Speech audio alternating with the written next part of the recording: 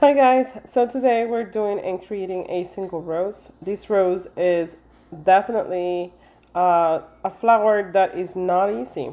I thought, when I first started in watercolors, that roses were easier because they're a very common flower. However, if you don't study the way they grow or their shape, and how they're layered, you can definitely get lost with this flower. So this single rose is of a pink rose, and as every other flower, it does have different types or layers of color in it. And what you see me here is just adding the shadow. This is the last segment of my almost 2 hour long scope. I spent most of my time creating and demonstrating how to create these artworks.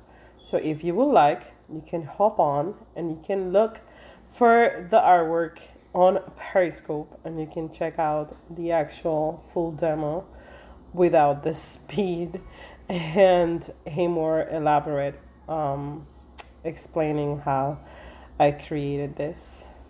The paper that I use is Fabriano Artistico hot press. And I'm using Fabriano because it's one of the best papers specifically for this type of works, which are flowers. And what you see me here is reinforcing shadow. What I first did before we go into details here is that I added a layer of pink color with a color that is called rose from Sennelier. And then I kept on adding shadow until I have what you see here. Like I said, this is the last segment. What I'm going to do now is that I'm going to create a more darker look into basically the last part of the flower.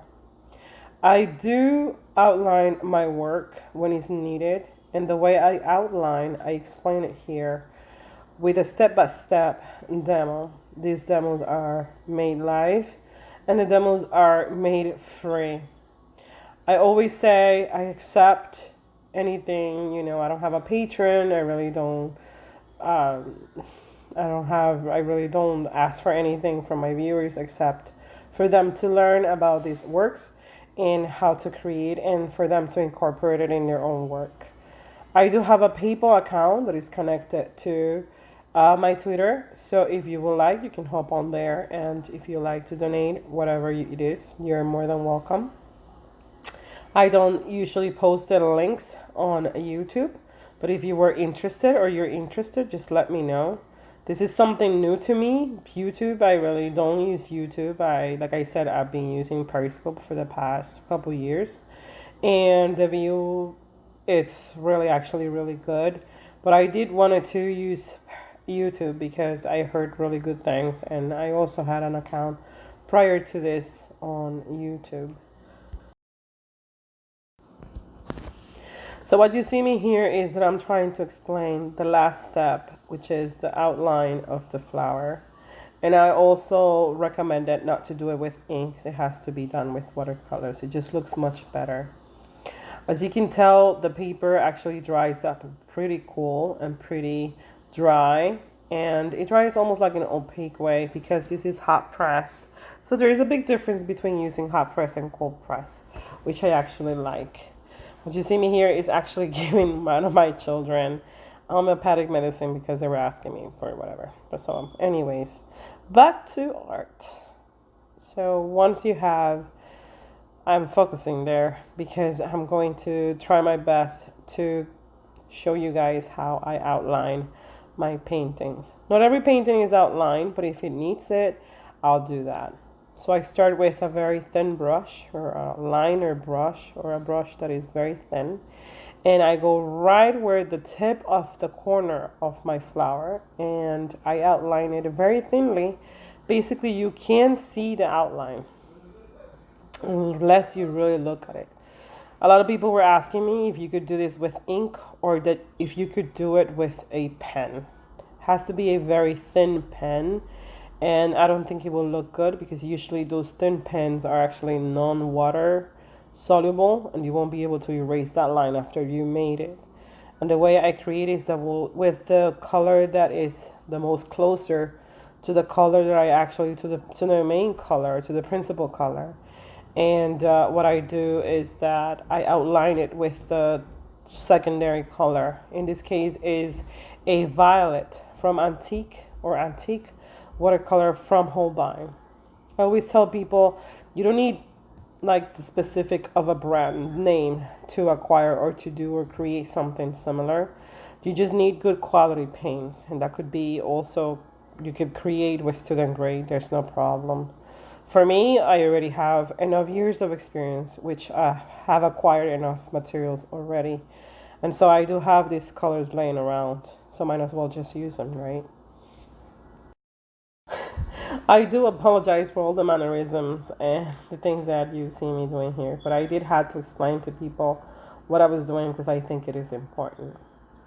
So if I am correct, we're going to start outlining and adding more shadow into the flower.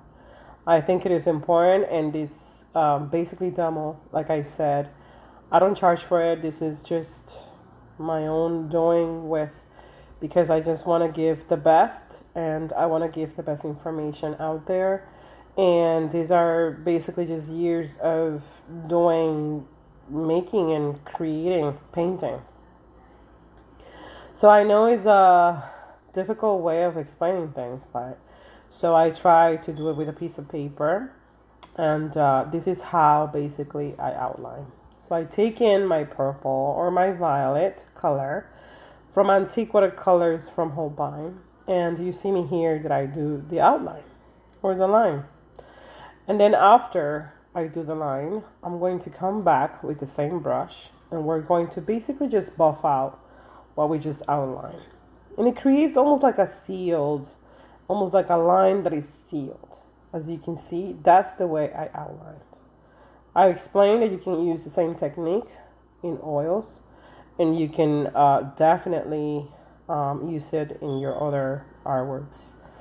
I explained also that the reason why I like to create this way and I like to reinforce my shadows that way is because I do a lot of botanical work, and I also do a lot of illustrations. So for illustrations, you need a little bit more of a detail and attention to detail, So this is the reason why I like to do that. It actually helps this flower because if not, then I'll just add and just create something that is flat. And the flower picture that I was using, the flower is against the wall. And I'm basically just doing it without none of that stuff. So I'm creating something and basically just picking it up and posting it on the paper. It's just not enough. It has to create and it has to be a balance. And it also has to have its shadow. Then now how can you basically just do a shadow of something that doesn't have no wall, no nothing, and you're creating it out of a picture with a shadow by outlining it. As you see here, I am outlining all surround the area, but at the same time, I'm basically just buffing out whatever I'm outlining. I know sometimes you say, but that doesn't beat the purpose because you're buffing out or you're mapping out whatever it is that you're doing. It's just so the edges doesn't look as harsh if you were to leave the outline by itself. Remember, we already draw this flower, so we don't need really no more lines into it. I also took advantage of that purple color or the mix of purple color, which was mixing sepia with that purple. And I also added a little bit of blue. It creates this really muddy brown. And I really like it because you can use it. In some of the parts of the flower, I actually use some blue and I use more purple. Depends on what's called for and that corner of shadow that I was creating. I also explained that by doing this, you get your shadow straight, and at the same time, you can also round up the flower. And by doing so, you also don't miss your shadows.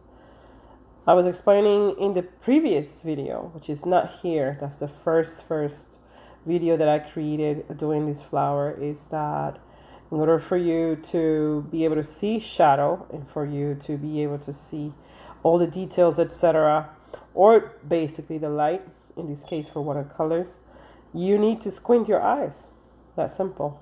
If you squint your eyes, you step back and you see your shadow and your lights. You have to do this in order for you to train your eye to see light.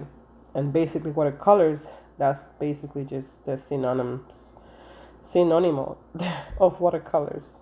Synonym means that's watercolors. That's the whole thing about watercolors. Creating light, getting out the light. Remember, watercolors doesn't use no white. So you have to create, you have to allow the painting to have light. And what you see me here is to be the same color. I actually just did my folds here and there until I basically cover the entire flower. And this is done by stepping back, looking, outlining, adding more shadow until you get the painting. It's easier said than done, believe me. When I first started in watercolors, like I said, that was the main flower that I wanted to create. And then later on, I realized that roses are one of the most difficult flowers to actually create. It took me years of experience to be able to, I'm still struggling, I think.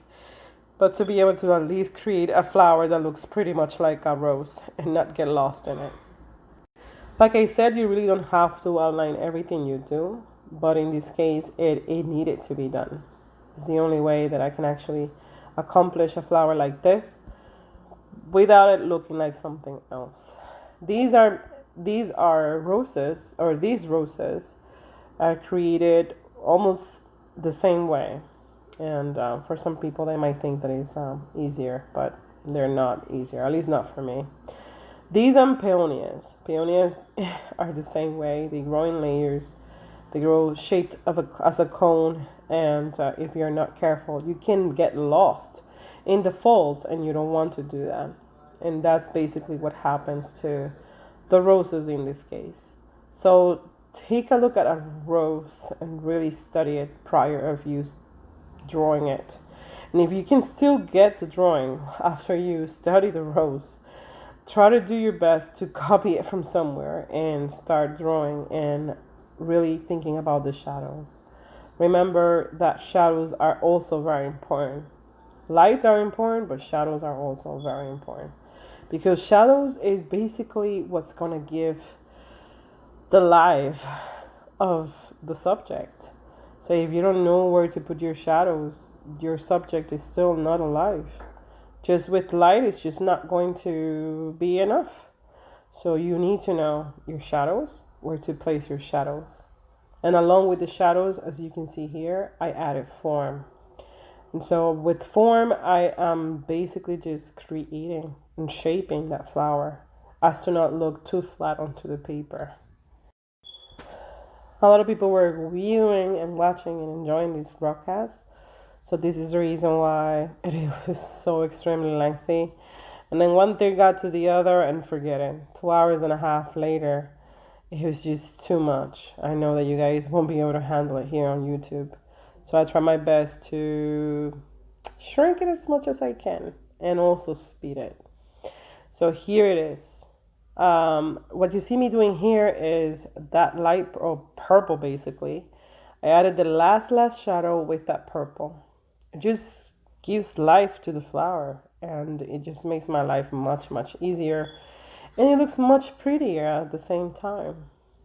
Flower actually changes completely when you add the shadows. It looks much beautiful, and it looks actually easy when it really isn't. And that's the point. I feel that's the point. You want to create something and make it look like it's easy. So the purple actually served me to cover the entire painting. I added purple everywhere. I added purple, or that violet, antique violet, on top of my flower. Antique violet on top of the stem, on the leaves, and everything in the flower had some purple in it. I use it, usually we use that blue as a shadow. Instead of the blue, I use my violet.